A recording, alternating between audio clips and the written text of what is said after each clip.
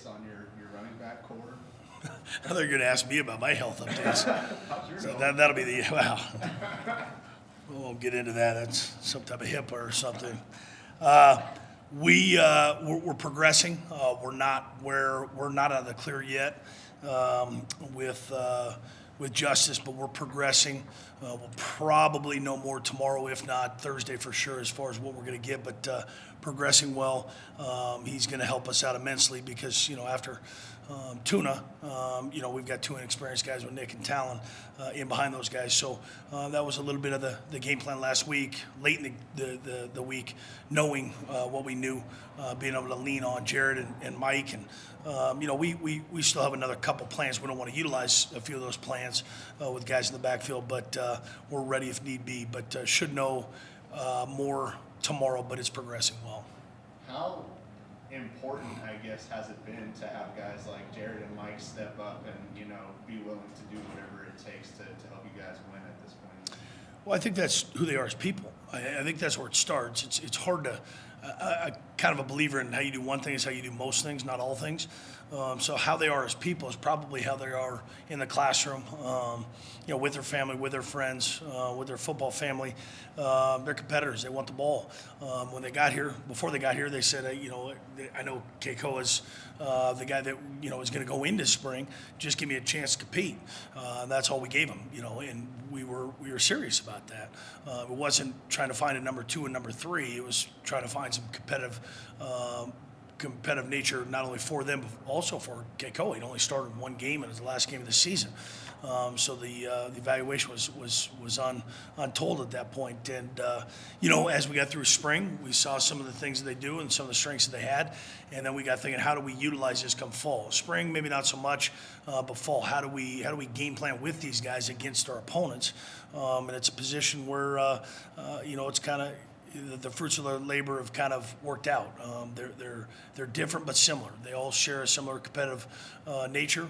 They all do things differently, and it just so happens with Justice down, we're going to have to lean on a few of those guys that, in years past, quarterback, we weren't a running quarterback outside of Gage Gubru, really, between the tackles. And that's the nice thing. It's not fluff. It's not outside the tight ends where these guys will jam it in there. I mean, these guys are running between the tackles. So it is a quarterback playing running back, which allows us to kind of dabble with some things to keep defenses on their toes. But it goes to their progress, their prep, and their competitive nature. They just want reps, and they've earned reps, so they're going to get reps. And facing Portland State, I know it's a new season and you don't want to talk about last year, but is there anything you can take from that second half where you guys were able to contain Dante more and kind of take their offense out of rhythm that you could use this week? Yeah, I think no matter who faces a dual threat quarterback, I think those are the toughest ones to manage because it's not just the design QB runs, it's not just the read element of runs with the QB as part of it. It's not just the trick plays because we'll get a couple of those as we do every year against Portland State. And they've employed those this year in multiple games. But it's also the fact that you can pass the ball, too. It's not just RPO and run game, but then you scramble. Then you add another dimension where all of a sudden it is drop back. And do you spy with a guy? Do you not spy with a guy? Do you rush 3? Do you rush 4? Do you heat them up? That's kind of the chess match when you go against guys that can break the pocket and move the sticks with his arms or his arm or his legs. He's a hell of a quarterback. He's a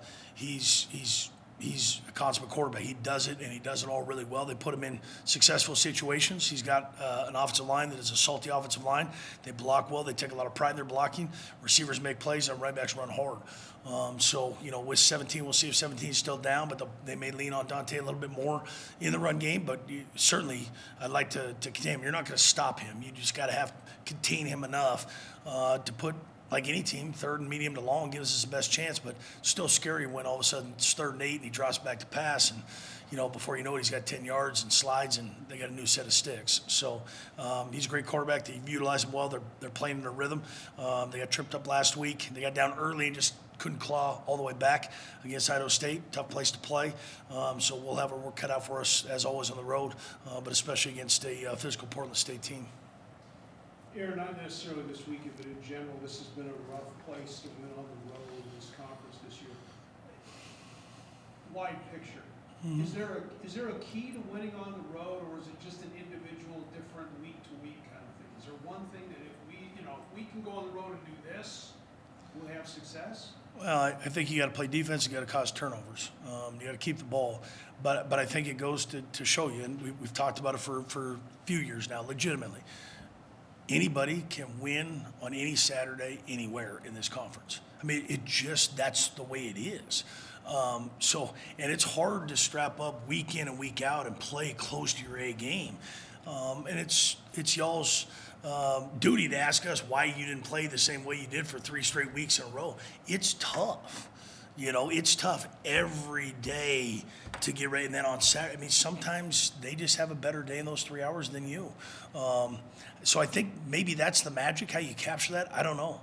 It's tough to win, and it's tough to win on the road, but it's even tougher to win on the road in the Big Sky, because anybody is bound to be at or near the end of the game with the ball in hand to, score more points to win. I mean, it's difficult. It's not just words.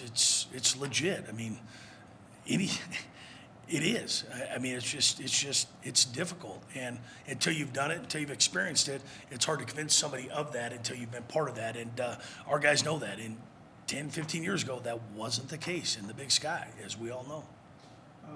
Their coach is an Eastern grad. What's your relationship with Mark? Probably similar height, similar width, similar personality. He's probably a little bit more boisterous than me, a little more, maybe more outgoing. Great man. Always been there for questions and answers when we've gotten together. Didn't know him much before I got in the profession, so I didn't know him from an Eastern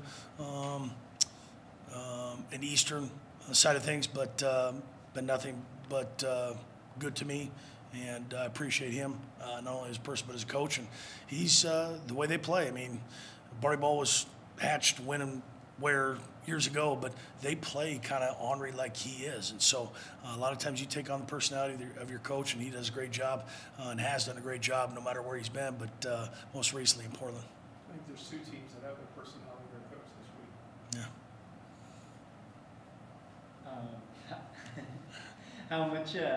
How much does it help going against a team like Portland State, knowing that you have a pretty good dual threat quarterbacks yourself to go against in practice every day? Yeah, I think it's similar, but it's vastly different.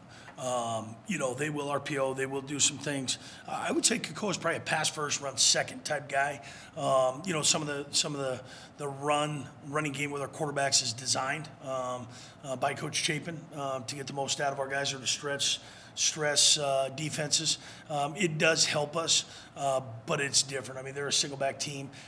They give you multiple formations every game. It seems like Coach Burnham kind of puts those guys in positions every week. Here's 4 formations, and the next week it's 4 new formations, and then the third week 4 new formations. So by the time you get to game 7 or 8, you don't know if they're going to come out in diamond or out of 13 personnel, or all of a sudden you're going to see 5 wide and 0-0 personnel, and that's by structure. He knows what he's doing. He's done it for a long time and done it well. It helps us, but the translation is similar, but I think it is fairly different. But it gives us a chance to know what it's like, the speed of the game is like when you have a guy in similar stature behind center. You mentioned how tough it is to win on the road, but what's been the biggest difference in the road win compared to the losses this year? Well, obviously you scored more. 5 of the 7 games we've been in 1-possession games on the season. Couldn't say that last year. Everybody starts in every game, but it's not how you start, it's how you finish. You fall by 3 in double overtime to Fresno. 35-10 wasn't exciting in Minneapolis, but we played really well comparative to those that were in the building 2 years prior in Fargo. Then you go to Davis and snag one on the road against a ranked team in a 1-score game that was in our favor early. And then at Pocatello, we ended up being in kind of a shootout late in also a 1-score game that we had a game-winning field goal to win that game. So all 4 have been, 3 of the 4 have been really in our hands if we wanted to get it done. We just didn't get it done. Everybody wants to know why it didn't get done. Sometimes it just doesn't get done.